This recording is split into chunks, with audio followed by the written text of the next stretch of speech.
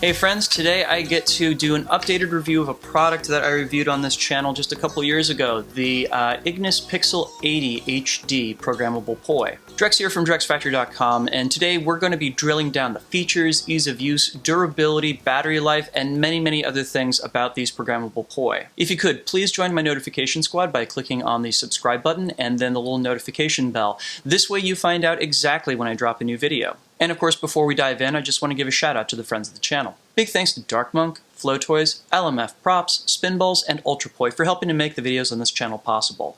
You can visit them all on the web by following the links down in the description of this video. So a couple years ago, I reviewed the previous generation of this product, which was slightly longer. They've packed a little bit more pixel power into a smaller shell at this point. These are Poi that have a programmable strip of LEDs inside of them so that you can use a computer to make these flash out different messages, logos, and even photographs in some cases. This is really important for those of us who are in the professional gig world because a lot of corporate clients want to be able to see their logo put in the trails of the Poi when you go spin them at a gig. At 160 LEDs and 80 pixels, these are currently the smallest programmable strip Poi that Ignis makes. The theory being that this is going to be better for doing things like tech Poi and the like with.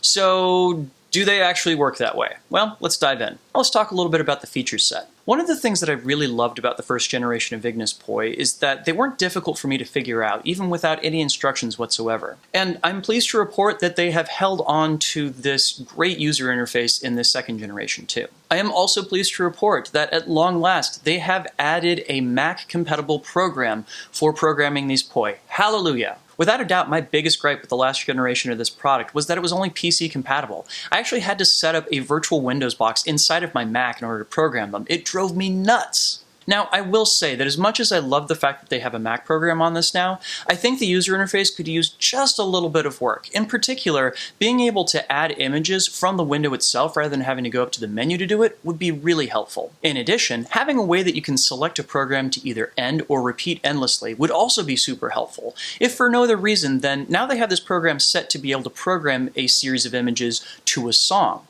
So if you reach the end of the song and you just want the Poi to go out, you don't get to do that automatically. With all that said, the interface of actually adding the images to a program and then uploading them to the Poi is super duper intuitive. I couldn't ask for more there.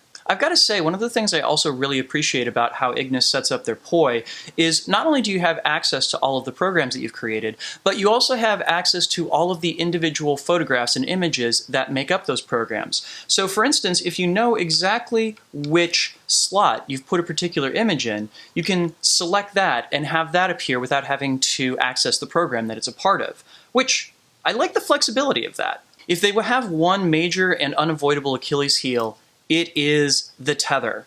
They are using double loop handles connected to a thin nylon cord, which this is the kind of tether that I would anticipate seeing on an entry set of Poi that I would buy off of Amazon here in the United States. Not on a set of Poi that I'm paying hundreds of dollars for that's coming from another continent. Okay, so what about durability? So I might have just gotten unlucky here, but very soon after I got these, I noticed several cracks had opened up in the polycarbonate shells here.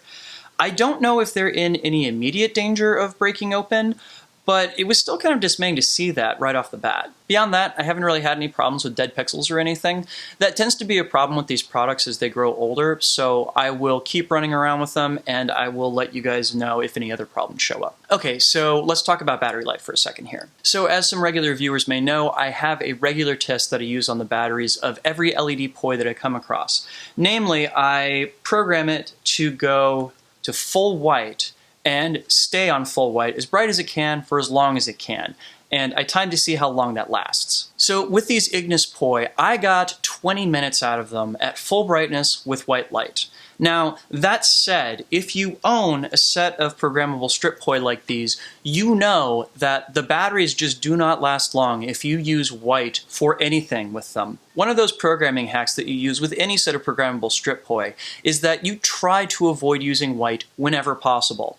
How long can they last without the white? Well, it really depends upon the graphic that you're using and how much black space is behind it. The more empty space there is around it, the longer your battery is going to last. So it really depends upon how they're programmed. That said, under the most aggressive circumstances I can put them under, you got 20-30 minutes tops. So overall, I think that these are a worthy upgrade from the last generation of this product that I tried out. I like the fact that they've managed to squeeze more LEDs into a smaller space without sacrificing any of the resolution. That's really cool. I will also say it again, and I will keep saying it for as long as I can. I love the fact that you can actually program them on a Mac now. But does the small form factor help when it comes to doing tech tricks? Kind of. I mean, they're certainly better than using the sets that are about as long as my arm. But at the same time, the core problem with doing tech with these is really the weight distribution overall. The fact that it's distributed evenly over the course of the entire length of the Poi rather than concentrated in the tip. So can you use them for tech?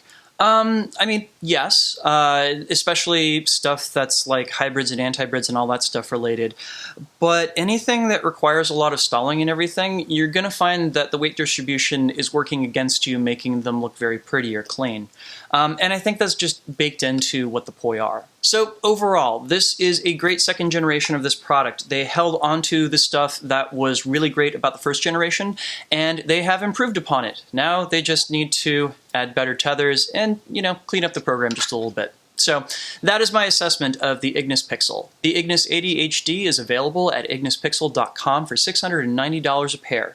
Do bear in mind that you are ordering them from Russia, so the shipping is going to take just a little bit of time. Do you own a set of the Ignis 80 HDs? What do you think of them? How's your experience been? Let me know down in the comments. And let me know if you have any other questions related to them, and I will do my best to answer them. Before I turn you guys loose, I just want to say a massive thank you to all of my awesome supporters on Patreon.